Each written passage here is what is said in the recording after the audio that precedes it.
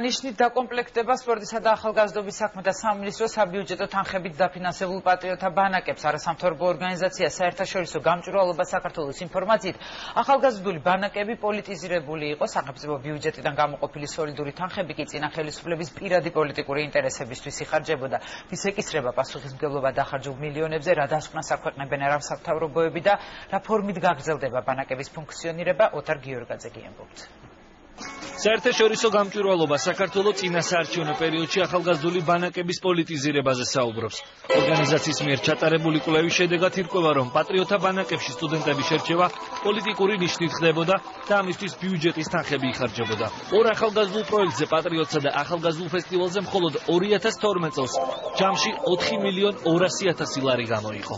ფორმალურად გაცხადებული იყო კრიტერიუმი აკადემიური, მაღალი აკადემიური მოსწრება, მაგრამ როგორც გავარკვიეთ, ბევრი სტუდენტი, რომელიც გამოირჩეოდა მაღალი აკადემიური მოსწრებით, ვერ მოხვდა ამ პროგრამაში და ისეთი ადამიანები წავიდნენ, რომლებიც ერთად ლოიალურობდნენ თქვენ განწყობილები მართლ პარტიის მიმართ. მიყავდათ სტუდენტები კარგ დროს ატარებინებდნენ, მაგრამ ამასობაში თავარი მესიჯები იყო, რომ ნაცმოძრაობა არის ქვეყნის აღმშენებელი მმართველი პარტია, დანარჩენები არიან ყველანი მტრები და შეკრულები რუსეთთან და ამ იდეოლოგიის დანერგვა მიმდინარეობდა წლების განმავლობაში.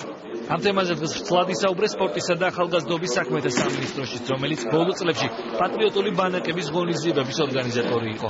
უცხოების ხელმძღვანელები აღნიშნავენ, რომ სტუდენტთა შერჩევა წესების დარღვევით ხდებოდა. ჩამოყალიბდა სამართლიანი შერჩევის წესი, კერძოდ ჩვენ უარი ვთქვით სიების გადაგზავნაზე გამგებლებთან, რომლებიც გარკვეული პოლიტიკური ნიშნით აკომპლექტებდნენ ბანაკის პროგრამის მონაწილეთა სიებს და ეხა ეს დაკომპლექტება სკოლების მიერ. ნაციონალური მოძრაობა თემას მოკლე კომენტარით გამოიხმაურა. მარიამ საჯაია აღნიშნავს, რომ ახალგაზრდული ორგანიზაციები პოლიტიკური გავლენისგან თავისუფლები იყვნენ. ნამდვილად ვერ გეტყვი თუ რა კრიტერიუმით ხდებოდა შერჩევა, კონკრეტულად რა იყო მოთხოვნის კრიტერიუმები, თუმცა ესთან დაკავშირებით მიჩნდება ძალიან საფუძვლიანი კითხვა, რომ იმდენი 1000 მხარდამჭერი თუ ყავდა ნაციონალურ მოძრაობას, რამდენიც პატრიოტიც იყო წაყვანილი პატრიოტთა ბანაკში. მაშინ ძალიან მარტივია, რომ არჩევნებსაც მოიგებდა ნაციონალური მოძრაობა. პატრიოტული ბანაკების თემას დღეს რამდენიმე სტუდენტმა ბრიფინგი მიუძღვნა. მათი განცხადებით სპორტისა და ახალგაზრდობის საქმეთა სამინისტრომ ახალგაზრდულ ბანაკებს სახელწოდება უმიზეზოდ შეუცვალა და სპორტული აღჭურვილობა ანაკლიის ბანაკში გაანადგურა. მოსახლეობის თხოვნის მიუხედავად, რომ ეს ფორმები მათთვის გადაეცათ, მოსახლეობის თხოვნა უგულებელ ყოფილი იქნა და ეს ფორმები დაიწვა და განადგურდა. ფოტოები შემიძლია განახოთ. აგერადი ფოტოები, სადაც დასაწობებული ეს ნივთები აწვია. ამიტომ ეს ყველაფერი სხვა მიზნებს ემსახურება ჩვენი ოპონენტების. ეს მოამბემ ის აღჭურვილობა გადაიღო, რომელიც არ განადგურებულა და ნაკლის სპორტული ბანაკის ტერიტორიაზე ინახება.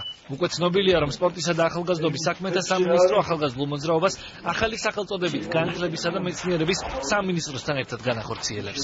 მნიშვნელოვანია, რომ ჩვენ მცირე მაინც შესაძლებლობა მივცეთ ახალგაზრდობას, რომ კარგად და ხარისხიანად და რაღაცა კვალიფიციურად გაატაროს ზაფხული. ჩვენ ბუნებრივია დავეხმარებით